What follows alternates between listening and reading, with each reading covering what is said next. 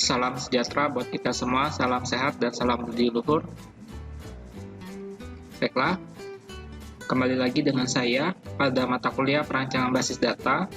Pada pertemuan ke-12 kali ini, saya akan membahas video pembelajaran tentang contoh studi kasus untuk normalisasi. Nah, di sini sudah ada contoh dokumen, yaitu rekap absensi. Jadi di pertemuan sebelumnya saya sudah menjelaskan bagaimana untuk pengerjaan normalisasi. Nah, ini ada contoh studi kasus, yaitu dokumen rekap absensi. Pada dokumen rekap absensi, di sini ada atribut nomor absen, tanggal absen, tahun pelajaran, semester, kode kelas, dan kelas. Kemudian ada tabel nomor, NISN, nama siswa, jumlah sakit, jumlah izin, dan jumlah alfa. Nah, dari sini, dari dokumen ini kita dapat membuat satu tabel yang isi atributnya ada nomor absen, tanggal absen, tahun pelajaran, semester, kode kelas, nama kelas, NISN, nama siswa, jumlah sakit, jumlah izin, dan jumlah alfa. Jadi, apakah tabel ini sudah bentuk form, bentuk normal pertama, bentuk normal kedua, atau bentuk normal ketiga? Nah, kita coba berikan alasannya. Nah, untuk tabel yang pertama ini, untuk tabel pertama belum 1NF, belum normal form bentuk pertama. Nah, kenapa? Karena masih ada repeating group, atau perpotongan baris dan kolomnya masih ada yang kosong. Nah, agar bisa normal 1NF, maka perpotongan baris dan kolomnya harus terisi. Nah, yang kosong itu yang ini, Jadi, di sini kosong, 2 baris ini. Nah, biarpun dia sama, ini kan nama siswanya Ali Budi Badu. Kita lihat di atas, Ali Budi Badu ini, memiliki nomor absen, tanggal absen, tahun pelajaran, semester, kode kelas, dan kelas yang sama. Karena sama, di sini, kita tetap harus isikan, jangan sampai kosong kedua baris di bawahnya.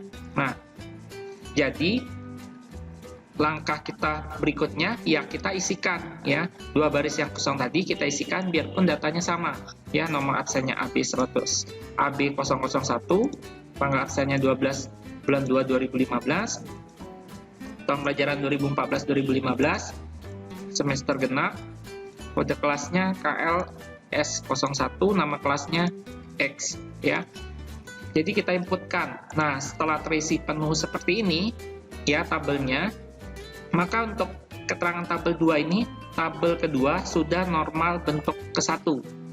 Jadi sudah normal bentuk ke-1 atau 1NF karena perpotongan baris dan kolom sudah terisi. Sebelumnya kan ini belum terisi. Karena sudah terisi di sini, maka sudah normal bentuk ke-1. Nah, akan tetapi masih belum normal bentuk kedua atau 2NF. Alasannya kenapa? Karena masih ada partial dependency. Apa itu partial dependency? Itu sebagian PK, primary key, masih menentukan non-key lainnya. Jadi ada PK yang menentukan non-key lainnya, yang harusnya ditentukan oleh PK yang lain, seperti itu. Nah, kita analisis tabel 2, tabel 2 atau tabel 2. Di tabel 2, di sini ada nomor absen. Nomor absen itu menentukan tanggal absen, tahun pelajaran, semester, kode kelas, dan nama kelas. Kemudian, berikutnya ada NISN, nomor induk siswa nasional. Nah, NISN itu menentukan nama siswa. Kemudian, di sini ada jumlah sakit, jumlah izin, jumlah alfa. Nah, khusus ini, atribut ini, itu primary key-nya nomor absen ditambah NISN. Jadi primary key-nya ada 2, yang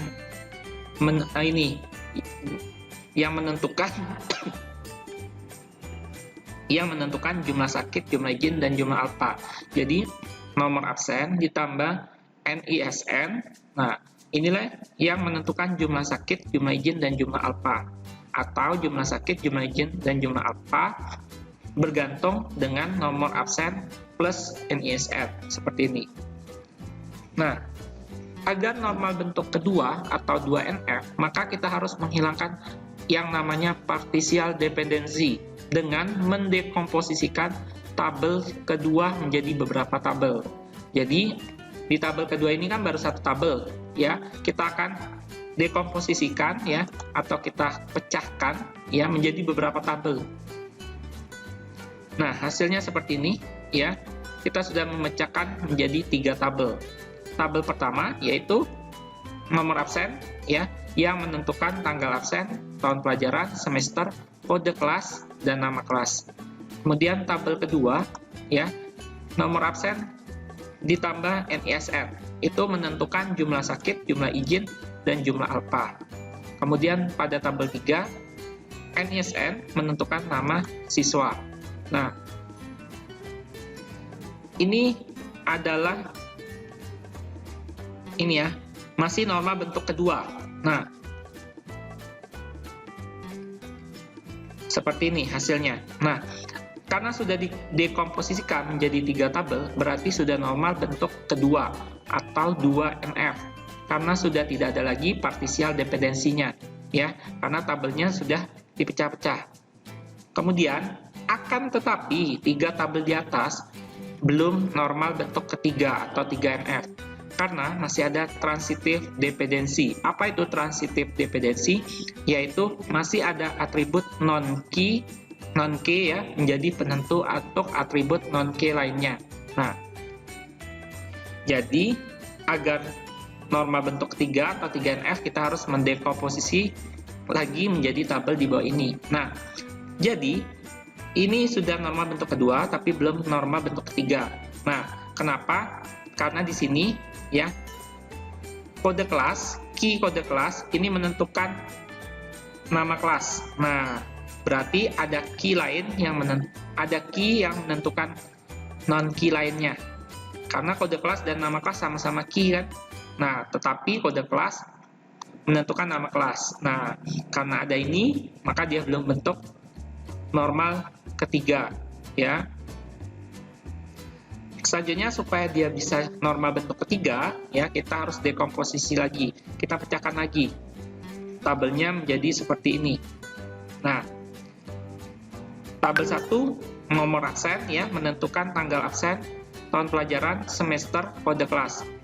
Kemudian tabel kedua, nomor absen ditambah NISN, menentukan jumlah sakit, jumlah izin, dan jumlah alfa. Kemudian pada tabel ketiga, NISN menentukan nama siswa. Tambahannya, ya, di tabel keempat, yaitu kode kelas menentukan nama kelas. Sebelumnya dibentuk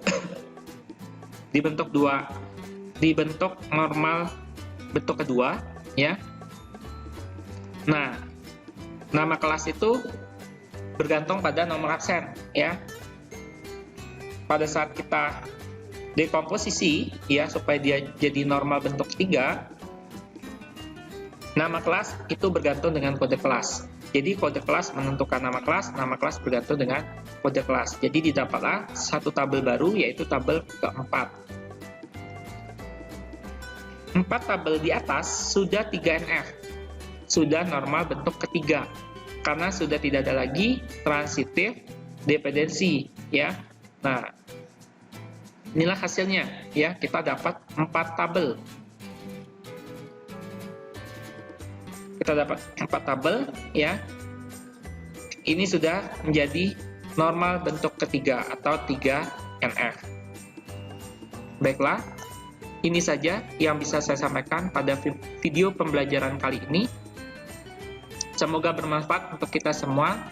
Sampai ketemu pada video pembelajaran selanjutnya. Saya ucapkan terima kasih. Saya akhiri. Salam sehat, salam sejahtera, dan salam budi luhur.